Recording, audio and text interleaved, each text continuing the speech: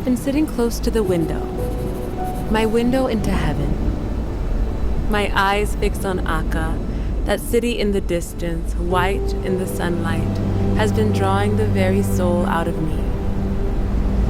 I have been feeling the power of the magnet there.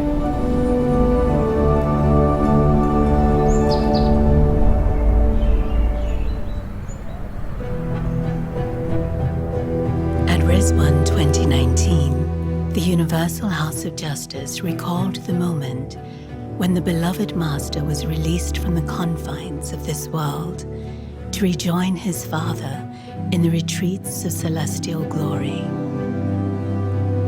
The message stated that at the conclusion of his funeral in 1921, his mortal remains were laid to rest within the mausoleum of the Bab.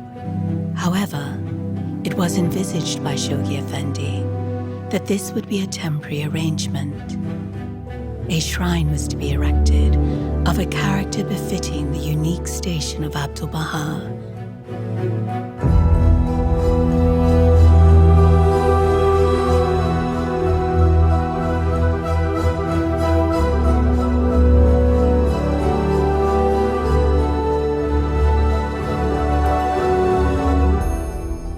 In the tablet of visitation, Abdu'l-Bahá says, "Make me as the dust on the pathway of beloved ones." This was a lead for me into what this shrine should be.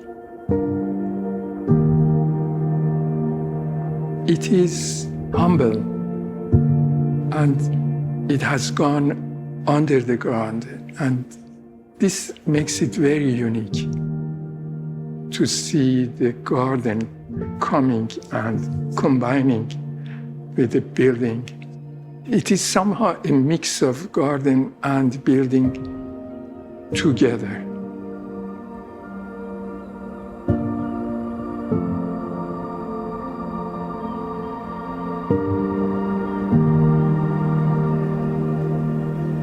The site for the Shrine of Abdu'l-Bahá is adjacent to the Garden of Rizwan, which was prepared by Abdu'l-Bahá as a place where Baha'u'llah could find rest in the final years of a life that was largely spent in exile and incarceration. Abdu'l-Bahá would walk across the Firdaus Garden and the Ashraf Garden to the Garden of Rizwan to help with the development of that garden. So it's a special place. It's a holy place in and of itself, even before the shrine was built. Abdu'l-Bahá shared with a believer at the time that his wish would be to be buried under the sands between Haifa and Akka. So in between the most holy places of the Baha'i faith, the resting places of the twin manifestations, the Bab and Baha'u'llah. So it is on this path that the pilgrims would go.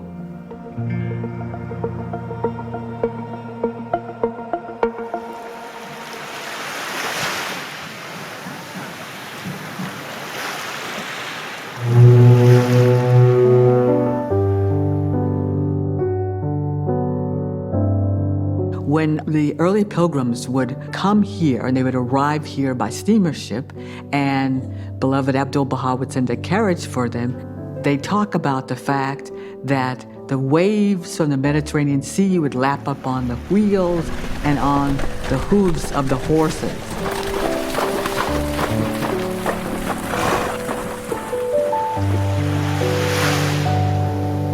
Because it was a path, the stand was packed down, and the carriage could actually go very close to the sea and be able to take them to meet beloved Abdu'l-Bahá.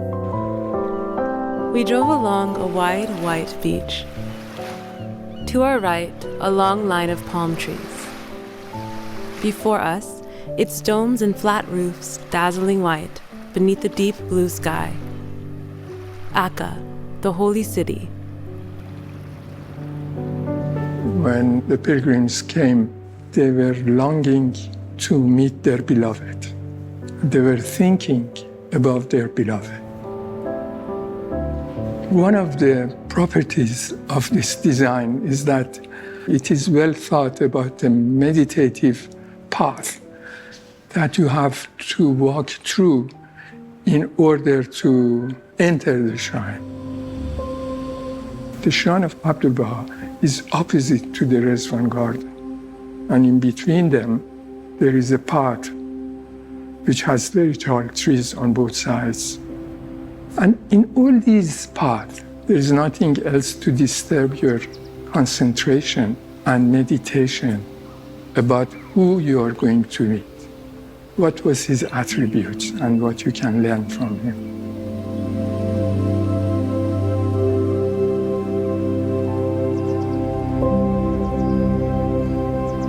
You enter the entrance of a big courtyard, and that large courtyard is the shape of the arms that wants to embrace you, with the terraces of flowers on both sides,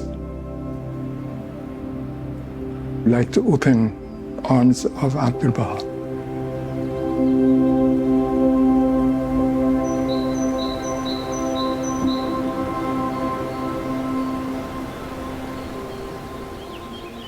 The construction of the shrine began immediately after the Universal House of Justice announced the project to the global Bahá'í community.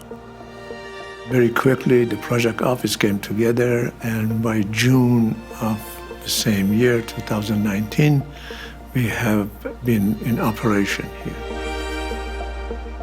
So the foundation was such a substantial element of this project in the beginning, where we spent many, many months leveling the ground because it's close to the Mediterranean Sea and making sure that we're starting off on a substantial footing.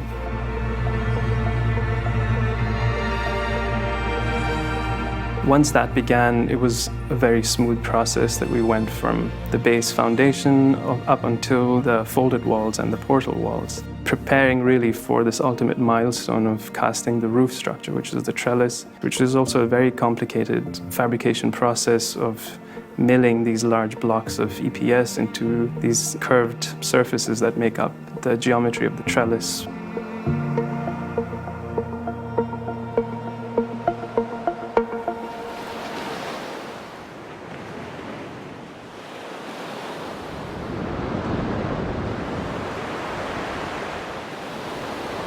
In early April 2022, a fire caused by an accident broke out at the site.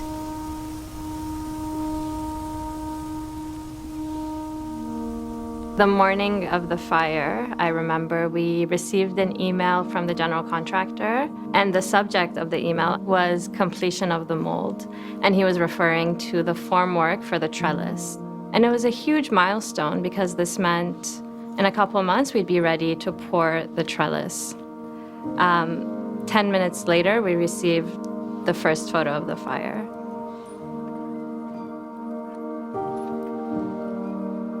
That was really hard for us to digest, as well as not just us, but also every person that was working on site, because they had taken such high levels of ownership of the work that they were doing. And they were really partners with us. It's a testament to how much this project meant to everyone we work very closely with, how they understood the significance of being a part of such an amazing project and what this shrine means to the entire Baha'i world. And what came immediately to my heart, actually, was, well, Abdu'l-Bahá built a shrine.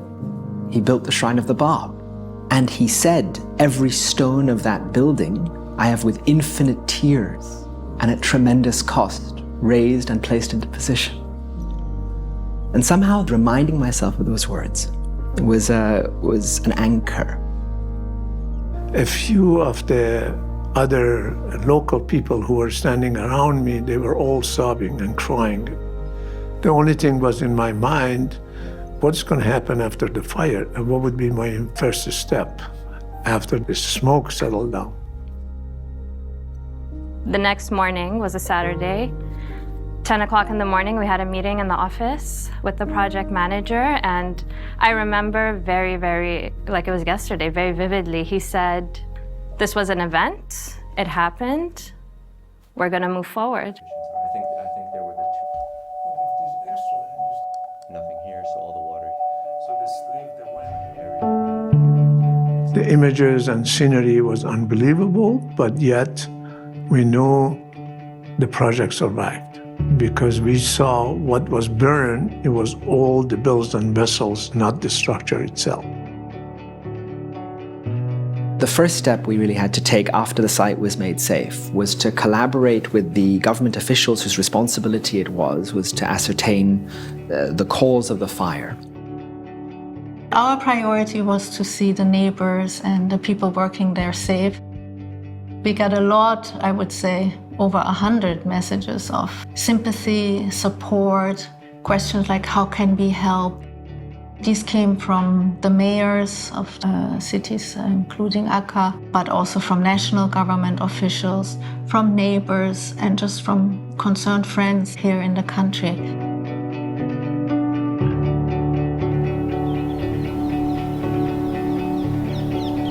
הצטערנו מאוד מאוד שזה קרה, זה היה קשה לראות את זה, ואני ידעתי שהם יתקנו את זה, ידעתי שהם יעשו את זה עוד יותר יפה ממה אבל באותו רגע הייתה תחושה מאוד מאוד קשה.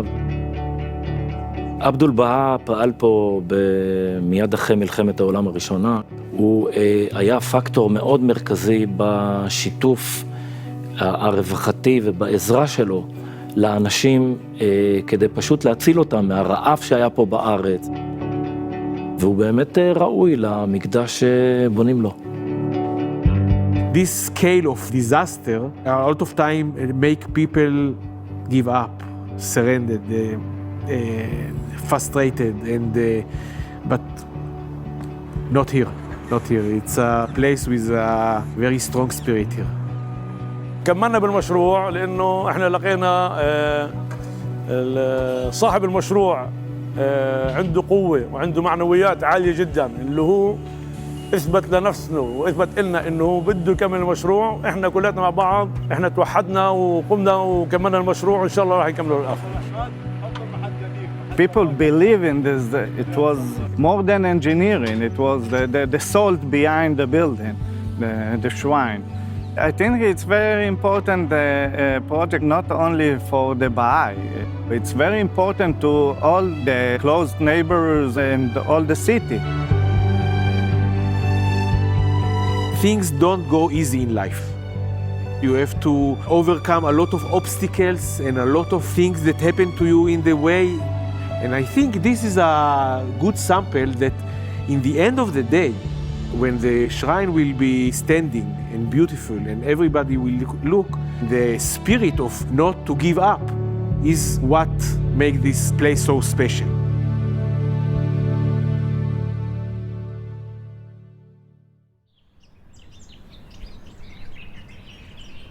In July of 2022, once all of the necessary inspections were made, the project team was able to begin cleaning the site and repairing damaged areas. One simple task was to just clean the site, get rid of the debris, and then washing the walls, sandblasting where needed. So really clean up the site so we can see. The body of the concrete was intact, and we made sure that's the case by doing many tests right after, within the first few weeks. And they call it core test and drilling test, which is specified by structural engineer. Because of this level of accuracy needed, we decided the best thing is to rebuild the column, even though they were structurally sound. And so we stayed with the original design, and we didn't have to affect the production of the marble cladding. We are utilizing this opportunity to refine what we had done before, to learn from it, to optimize as much as we can, and do it faster and do it better.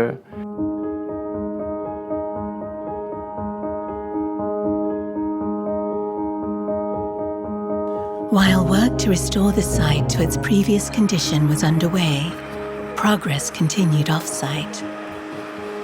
In Italy, the marble that will adorn the trellis was carved into intricate shapes. The amazing mock-up of one of the ribs of the project was constructed in Italy in Margraff's office. Mr. Amonat and Mr. Sahba had a long history with them. The seat of Universal House of Justice was fabricated in their factory. They have been involved off and on. They did the temple in Delhi.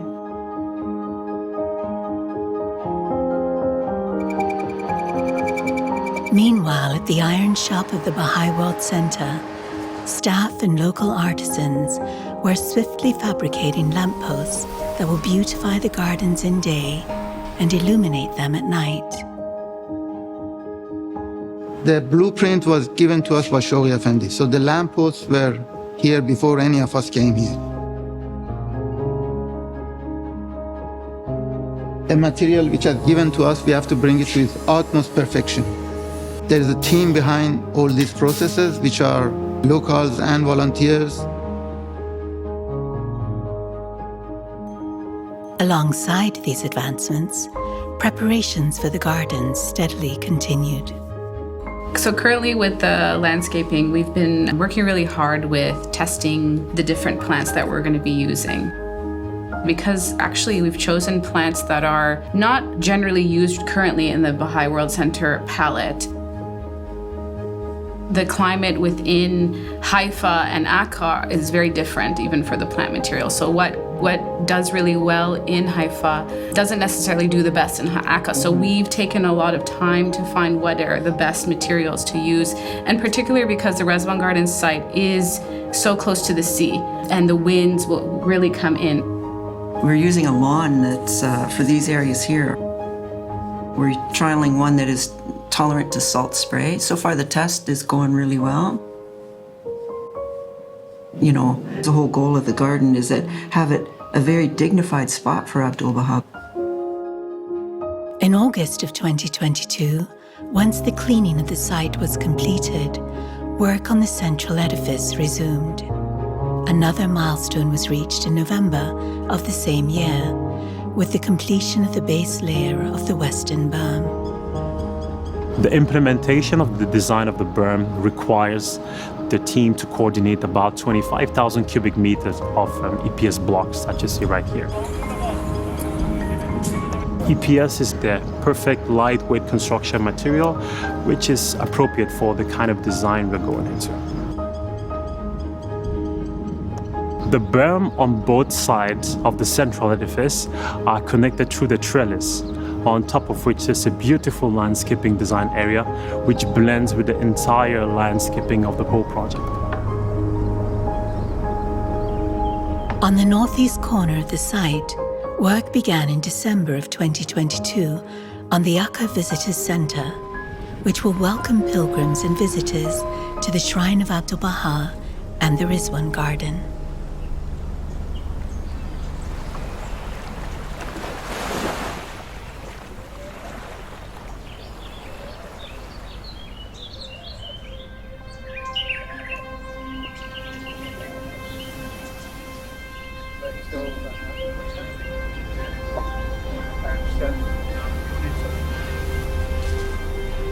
This project is not being accomplished just through the effort of the people on site, but it's also through all of the efforts of the Baha'is around the world who are offering their support and prayers for its completion.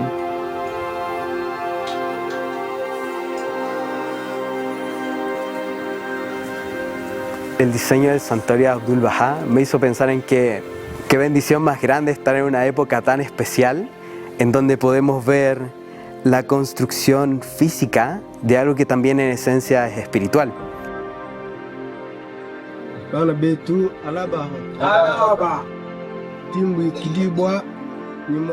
When we reflect on Abdu'l-Bahā's life, it's a source of resilience and hope because we can see the influence of his unconditional love, its constant joy, and his commitment to service. Aí a gente sempre retorna para a figura de Abdu'l-Bahá. Se a gente sempre lembra desse exemplo, é mais fácil enxergar o final. C'est comme si il avait toujours les yeux fixés vers l'horizon, toujours les yeux fixés vers la destination. We would set a goal, and so all the winds that are blowing would not distract him from that goal. If we keep on reading the writings and following the footsteps of Abdu'l-Bahá, we are going to have this release of the society-building powers of the faith. Abdu'l-Bahā's life and his actions, they bring everything into focus. When you read stories about Abdu'l-Bahá, you read his words, his writings, it makes things clearer. It makes the path forward more available. Vous vivez tous dans le cœur d'Abdu'l-Bahá. C'est comme on est accompagné à chaque instant. Quelle histoire d'amour unique et incroyable.